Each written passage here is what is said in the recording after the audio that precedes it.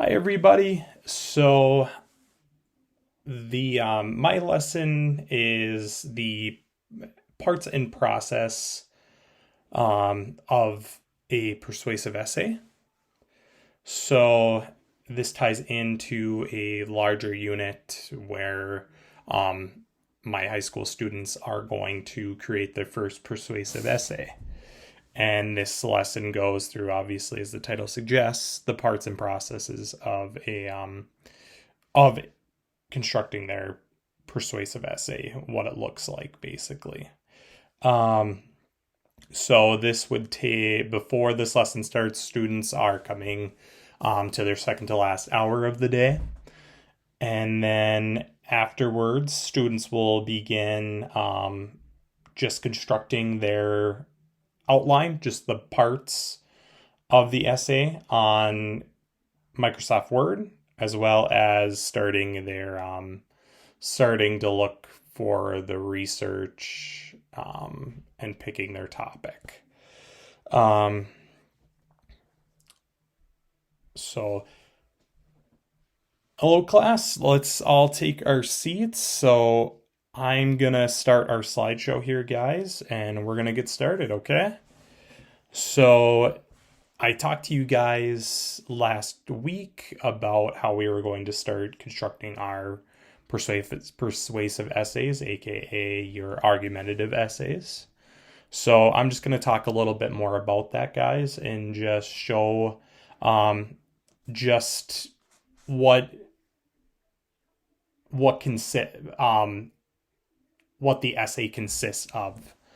Okay, so we'll start. So, what is a persuasive essay? A persuasive essay is simply an essay where you try to convince the reader of your point of view.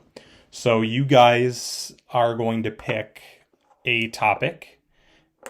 I will approve the topic, of course, but pretty much, guys, you have free reign on that. You're gonna want to pick a topic that is going to be not too narrow. So a topic you can find a lot of research on. Um, and I suggest something that interests you guys. So we'll go more into that in detail later, guys, okay? So the structure of a persuasive essay. So structure and organization are integral components of an effective persuasive essay, guys. So if we have So you want it nice and organized, guys. You want the structure to be nice looking and appealing to the reader.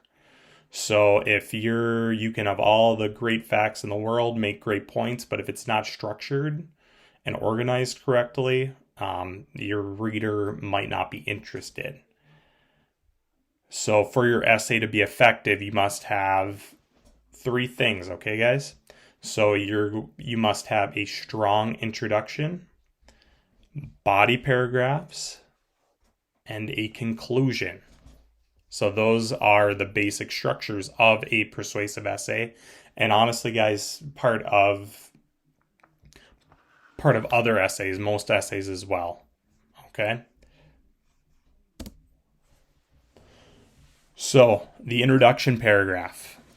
The paragraph should clearly introduce your argument / main idea of your essay.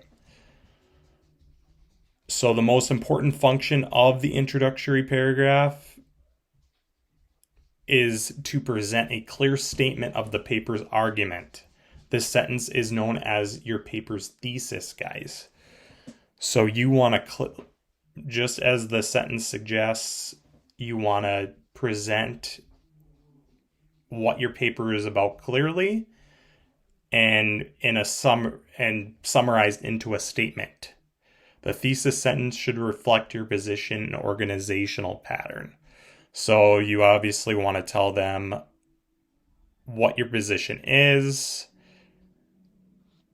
and how you're going to walk them through your essay. Okay?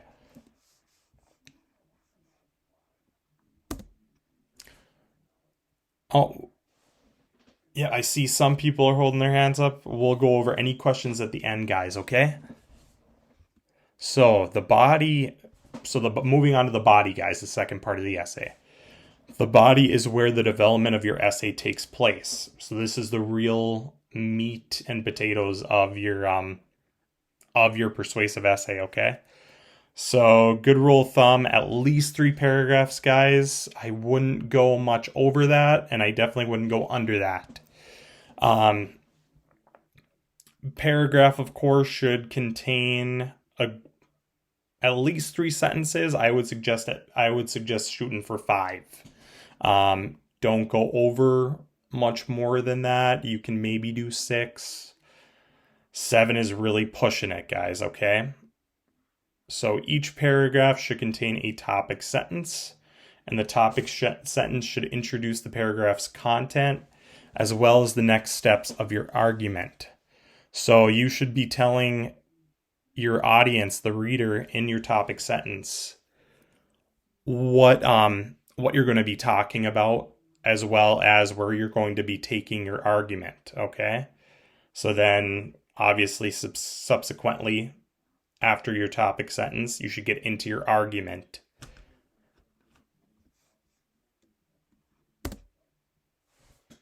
And then, guys, we are talking, lastly, the conclusion. So, your conclusion should, going back to the body, guys, that is pretty much, you're repeating the steps for every paragraph, okay, in your body. So it's basically just copy and paste that process, okay?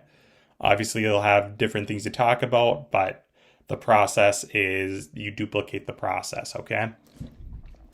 So the last part of your essay, the conclusion. The conclusion should restate your essay's argument as well as how you have supported your argument.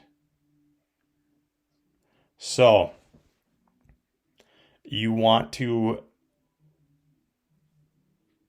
basically just remind your audience what your argument is, and just summarize how you've supported it, substantiated it. But you shouldn't just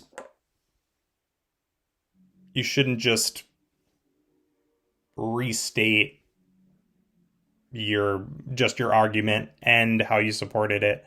You should really maybe tie up any loose ends, and just maybe state some new questions this presented, and really just talk about the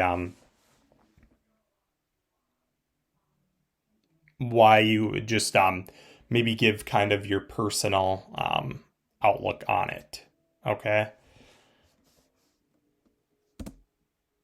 So we've talked about the body, right? So let's move on to research.